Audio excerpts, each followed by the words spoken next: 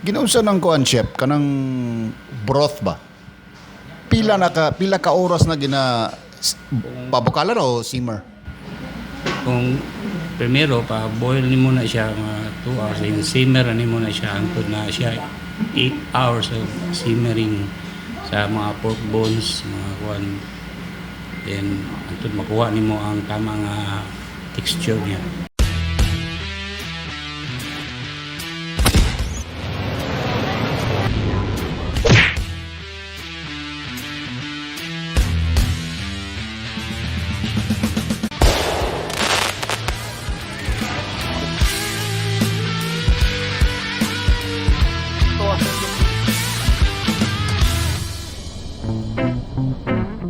May nagsabi sa akin na may mga Japanese restos raw na nakatago dito.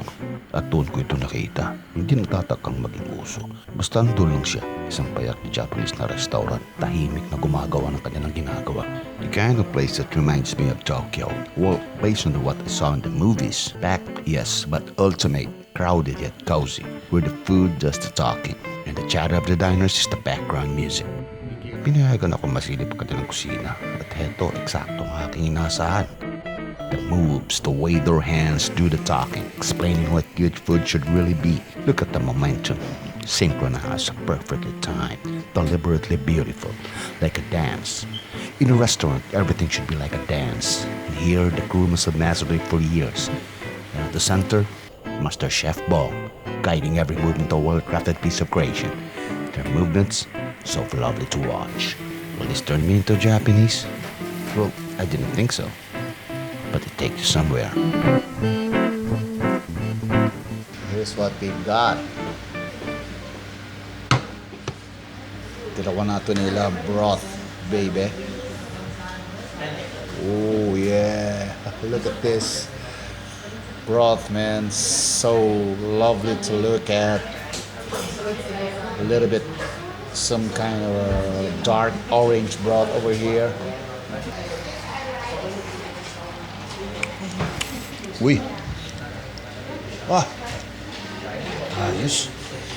Meron pa palang yung sa ilalim ng broth, may ibang kulay na lumalabas. Uy. Iba siya. Hindi siya matamis. Iba. This is really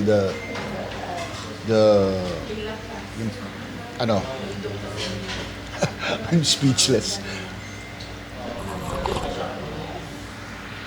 Oh yeah.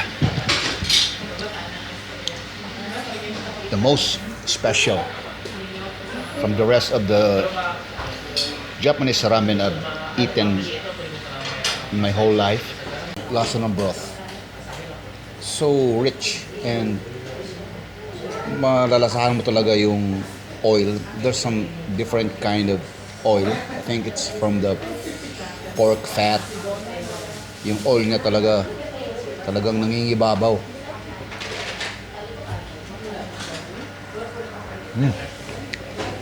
Look at the noodles.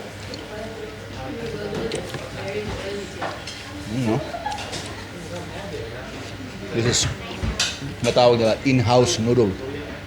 Homemade.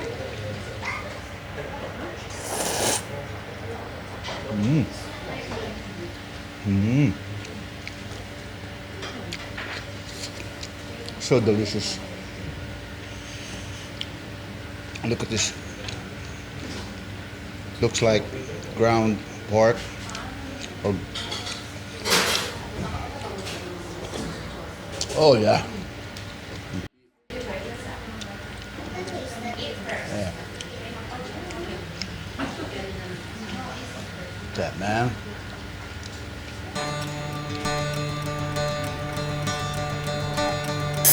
There's a poetry in this. The humbleness of the ingredients, the care and preparation, every bite feels deliberate, comforting, alive. It's simple, yet profound. Kaya-aya ito para sa mga magkasintahan, casual para sa mga kaibigan, komportable para sa pamilya. At oo, pati ng isang naglalakbay na foodie na tulad ko ay nakakahanap ng ginhawa dito. I'll be back. That's for sure. Because the best experiences aren't always the loudest. Sometimes they're just quietly, perfectly right here. 11 years ago, diri ko nag-standby sa una. Ano? Kani? Siguro mga 3 times a week. Diri ko, nag-order ko og emperador. Sa una katong dagan mo kay ko kwarta.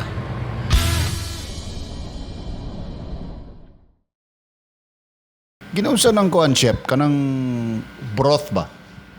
Pila ka oras na pabukalan o simmer? Kung primero pa boil ni muna siya mga 2 hours, then simmer ni muna siya hangtod na siya 8 hours of simmering sa mga pork bones, mga kuan. Then hangtod makuha nimo ang tamang texture niya. Meet Chef Bong. The first time I saw him when we bumped into the front door, I immediately knew we were kindred spirits. Not because we lived the same life, but maybe because we survived the same kinds of storms. The quiet ones. Yung uri na hindi sinusukat sa trahedya, kundi sa paulit-ulit na karanasan, sa init, sa pagod, sa pagpakita araw-araw para gawin ang isang mahirap na bagay ng paulit-ulit. Nauunawaan ko siya dahil nagluluto rin ako eh. Not professionally, not legitimately, if you want to know the truth, kundi sapat lamang para malaman kung ano ang nangyayari sa isang tao sa loob ng kusina. Enough to understand what it means to feed strangers while carrying our own private battles. Bago nagsimula yung interview kay Chef Bong, hinubad niya ang kanyang sombrero at ang kanyang apron. I never asked why. Maybe he wanted to separate himself from the Lord for a moment. Ginaunsa nila ng ramen lami mig rich mig kayo ilang broth. Nagakuan yun na siya sa broth o sa noodles. Ang noodles, importante po ng noodles kay yan mo makakuha ng kuan. Pili para sa uban nga gamit nila ka ng mga dried na baka ng mga instant. Ang noodles, Kamera po nagabuhat. At naroon din yung mismong kusina. Maliit, masikip. Halos walang sapat na espasyo para huminga. But you know, that's the thing I noticed in almost every serious kitchen I've ever seen. Not just here, everywhere. Long, narrow spaces designed less like rooms and more like battle corridors. I used to see kitchens like this on television, the kind of Anthony Bourdain used to talk about. New York-line kitchens where movement becomes instinct and timing becomes religion. Ang lahat ay nakaayos ng may layunin. Ang mga kutsilyo ay madaling maabot, ang mga kawali ay naroon mismo sa dapat nilang kalagyan. Ang mga kagamitan ay nakasabit na parang mga instrumentong pang-opera. Bawat pulgada ay ginawa para sa bilis, katumpakan at kaligtasan. Speed, precision, survival. But when you spend enough time inside and you realize this is not disorder, a strange meticulous dance repeated every day under fluorescent lights and unbearable heat. nagluto ka sushi. Mga maki lang. Maki rolls. Sushi, wala may sashimi, wala pa. Kanang sushi ba? Wala pa. Maki rolls lang yan eh. Okay siya. Maki, murag katong akong gikaunan sa mental. Nga maki mo tala. Dili din na sushi day, bay. Sushi po na siya. Type of sushi po na siya. Pero ini siya, cook lang yung mga palilihilaw. Sushi nga ba na original, yung mga nigiri. Puti siya mga raw nga kuwan. So kining commercial day sa mga Japanese ramen diri sa Davao, dili na original sushi? Yung ba na inventor po nila. Sa ilar po nga una-una sa ilang palaman sa ilang kuhan. Kaya katong na ko'y nakitaan nga usa ka Japanese ba na ay Japanese na ramenan sa Tokyo, Japanese siya. Napod siya Japanese restaurant sa New York. Gi-interview siya ni Anthony Bourdain. Kailan ba ka Anthony Bourdain? Ang sikreto doon niya sa sushi, kanon daw, dili daw ang seafood, ang isda. Hindi po na siya sa rice. Yung saan mo pagkuhan ng rice food. Ang rice na dili man pala sa ordinary nga rice lang nga. Lungag lang karo mo na yung ikuan. So, ang sushi rice na siya timplat. And from that long, narrow world of pressure and fire comes this, a bowl, a plate, a moment of comfort. Something beautiful enough to make people forget, even briefly, how hard life can be.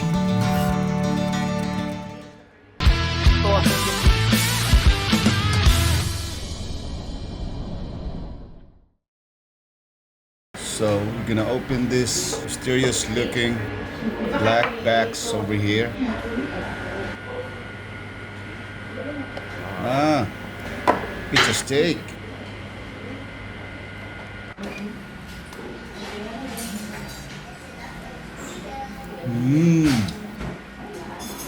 So good.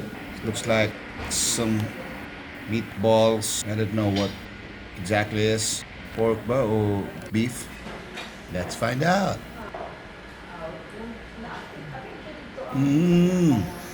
Different kind of meatball. This is really Japanese.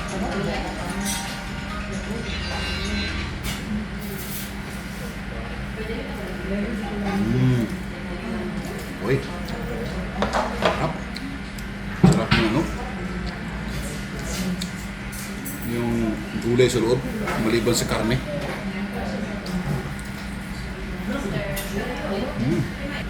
This is what they call the commercial sushi. But this one, yung tinatawag nila na maki, can be found in any commercial Japanese restaurant.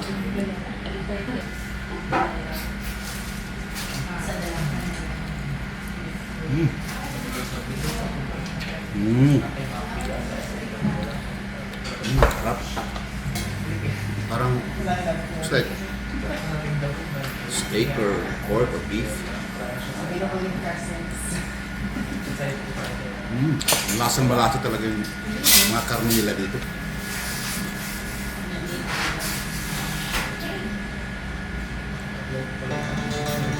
You dip the gravy. This is a different kind of gravy. It's not, I suppose it's not like typical gravy.